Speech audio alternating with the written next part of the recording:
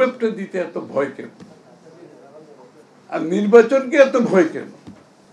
10 মাস পরে যদি এখনো যদি বলা হয় বিচার শেষ না হবে, বিচার তো সরকার করে না। হ্যাঁ, সরকার করতো, শেখ হাসিনা বিচার করত, বিচার বিভাগ বিচার করতো না। তো ওই কথা তো এখন আর প্রযোজ্য না। এখন তো বিচার করবে বিচার বিভাগ, আর সরকারের দায়িত্ব হচ্ছে বিচারের আওতায় আনা। তাহলে 10 মাসে তোমরা আওতায় আনতে পারতেছো না কেন? ডিসেম্বরে যদি নির্বাচন হয়, আরো 6 মাস আছে, নিয়ে আসো। কে মানা করতেছে বিচারের আওতায় আনতে? আমরা তো বলছি তারা যদি ডিসেম্বরের মধ্যে নির্বাচনের আগে বিচারের আওতা যদি কাউকে আনতে সমর্থ না হয়, আমরা তাদেরকে বিচারের আওতায় আনবো তো। কারণ আমাদের চেয়ে ক্ষতিগ্রস্ত কেউ নেই। বাংলাদেশের মানুষ কিভাবে ক্ষতিগ্রস্ত হয়েছে সবাই আমরা জানি। তারা যদি ব্যর্থ হয় কাউকে বিচারের আওতায় আনতে, আমরা তো তাদেরকে বিচারের আওতায় আনবো, কিন্তু বিচার করবে স্বাধীন বিচার বিভাগ, সরকার করবে না। আমরা কবি শেখ হাসিনার পথে আমরা বিচার করে সেই দায়িত্ব বিচার বিভাগকে প্রশ্নবিদ্ধ করে আবার বাংলাদেশকে সেদিকে ঠেলে দেওয়ার পক্ষপাতী আমরা না। সেই বিচার বিভাগ করবে। তাইলে সমস্যাটা কোথায়? সংস্কারের কোনো সমস্যা দেখছি না, বিচারের বেলায় কোনো প্রবলেম দেখছি না। তারপরে রোড ম্যাপটা দিতে এত ভয় কেন?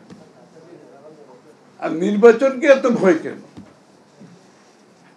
যাদের নির্বাচনে ভয়, অর্থাৎ তাদের সাথে জনগণের কোনো সম্পৃক্ততা নেই, জনগণের সাথে তাদের কোনো সম্পর্ক নাই, জনগণের উপর তাদের কোনো আস্থা নেই, গণতান্ত্রিক অর্ডারের উপর তাদের কোনো আস্থা নেই, তাহলে এখানে আজকে বিভক্তিটা যারা গণতান্ত্রিক চায়, যারা জনগণের মালিকানা চায়, যারা জনগণের আস্থা নিয়ে রাজনীতিতে বিশ্বাসী, সমর্থন নিয়ে বিশ্বাসী, তাদের সাথে যারা অন্য পথে চলছে, যে শেখ হাসিনার পথে চলছে, কিন্তু শেখ হাসিনা নির্বাচন দিলে সে নির্বাচিত হবে না, এই জন্য নির্বাচন হবে না বাংলাদেশ।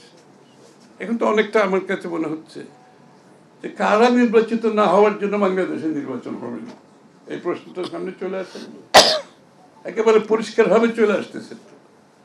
আর যেই সরকারের উপর সকলে আস্থা রেখেছে নিরপেক্ষভাবে, একটা নিরপেক্ষভাবে গণতান্ত্রিক অর্ডারে ফিরিয়ে নিয়ে যাবে, তাহলে কি তাদের নিরপেক্ষতা নিয়ে প্রশ্ন উঠছে না আজকে?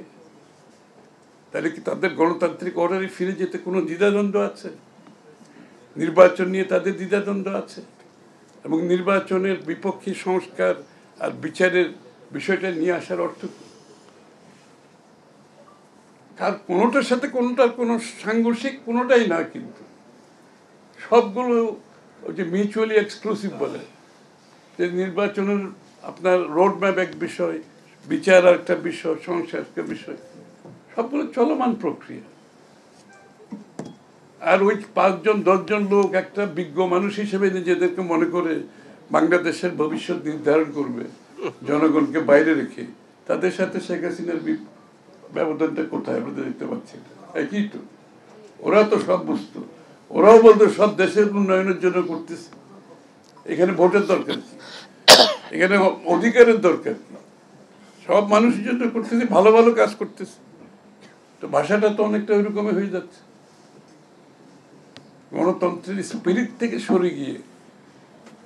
এটা যত অনির্বাচিত সরকারের দিনগুলো যত বেশি দীর্ঘস্থায়ী হবে, তত বেশি অস্থিতিশীল হবে, তত বেশি মানুষের অধিকারহীন হবে,